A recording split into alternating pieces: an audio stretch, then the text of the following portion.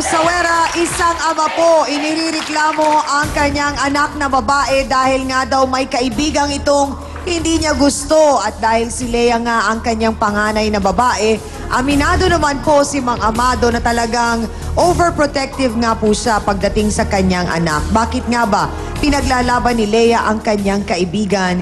Lea, kanina tinanong kita, nag-goodbye kiss, sabi mo sa pisngi lang. Ang sabi ni tatay ay sa labi, smack daw. Sa pisngi po yun. Kaya kanya nasampal. Kala niya lang kasi po gabi po yun eh. So mali ang nakita niya. Balikan lang natin yung isa sa mga sama ng loob din ng iyong tatay, yung gabing sinasabing nabugbog ka. Kasi po, yung kapatid ko kasama ko po, tapos siya, sinundo po nila ako sa trabaho ko. Tapos may nasalubong po kaming 2 lalaki, tapos isang babae, mga nakainom. Tapos nagkagitgitan sa daan, nagkasalubungan kami. Tapos nagkaangasan ng tingin. Tapos yun, ngumiti naman po kami. Tapos maya-maya, yung lalaking isa, yung matangkad, hinamon sila ng suntukan. Titingin pa, suntukan na lang, sabi gano'n. Sabi ko naman sa dalawa, huwag niyo ng patulan. Sabi ko, lasing yan. Sabi ko gano'n. Tapos iniwanan namin. Yung isang lalaki naman, binato kami ng bato habang naglalakad kami palayo. Pero ang sabi ng tatay mo, iniwanan ka ni Marlon doon at ikaw ang napuruhan at ikaw ang nabugbog. Hindi po. Yung kapatid ko po yung tumakbo. Kasi may sumpak na yung sabi ko, tumakbo na kayo, may sumpak. Yung kapatid ko, tumakbo. Tapos si Marlon, may kalaban niya pa yung isang lalaki. Tapos yung babae naman, akala ko hindi ako gagalawin. Tatakbo na rin sana ako, hinablot ako ng babae. Kaya din ako nabanatan. Tapos yung lalaking isa, tinadyakan ako sa ulo. Tapos Hindi kaya itong naging pangyayari na to, Lea, may kinalaman doon sa sinasabi ng tatay mo na miyembro ng isang gang, si Marlon, at siya ay officer pa doon? Dati po yun, pero ngayon wala na. Dati siyang ano? Kasali po siya sa prat, pero ngayon hindi na po siya kasali. Alam mo ba na isa yan sa mga dahilan kung bakit hindi matanggap ng iyong itay si Marlon? No po. Kasi yung totoo po talaga nun, naligaw sa akin si Marlon. Oo. Matagal niya ako niligaw kasi di ko po talaga binalak na sagutin yun. Kasi nga po, alam ko naman po. Kayo na? Opo. So, kayo na.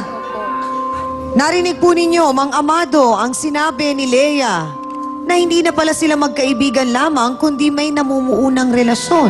Sila ay binigyan ko ng laya para magligawan. Kaya lang, ang hindi ko magustuhan, ito nga ang pangyayari nung mabugbog itong anak ko. Oho. Kaya doon ako nagalit. Nga, bakit iniwanan niya ang anak ko? Kung mahal niya talaga, ipaglalaban niya yun, ano man ang mangyari, hindi niya iwanan yun, niligtas niya yun na hindi masaktan. Oho. Sa hindi po pagkakaintindihan ng mag-amang Mang Amado at Lea, kanino nga ba kampi ang ilaw ng tahanan nila? Alamin nga po natin mula mismo kay Aling Thelma Langamon. Pasok! Aling Thelma, diretsahang tanong, ano po ba ang problema kay Marlon? Ang problema lang po kay Marlon po, kasi yung ng anak ko, hindi yung pinaprotektahan niya. Yung pananakit yung mga sa labas. Yung dati kasi gusto ko na rin dapat siya. Kasi nung asawa ko di siya man ayaw. Kasi nga yung pangyayari sa ganun situasyon, yung nangyari sa... Yung nangyari pong nabugbog at nasaktan si Lea. Opo. Kaya ganun, hindi na kami pumapayo ng ganun. Pero gusto rin ng anak ko, wala na akong magagawa. Bakit nga ba parehong hindi po gusto ng mga magulang ni Lea ang kanyang kaibigan, pero ngayon ay inamin niyang sila na nga ni Marlon? May malalim pa kayang dahilan sa likod ng galit nila? Malalaman po natin ang sagot sa lahat ng mga tanong na yan. Dito lamang po sa Face to Face.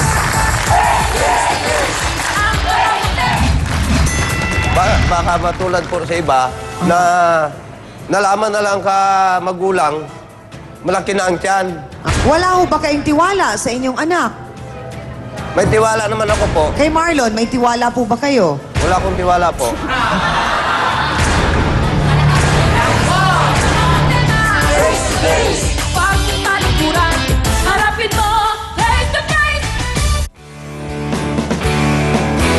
Don't go away, magbabalik ang Face to Face dito sa TV5.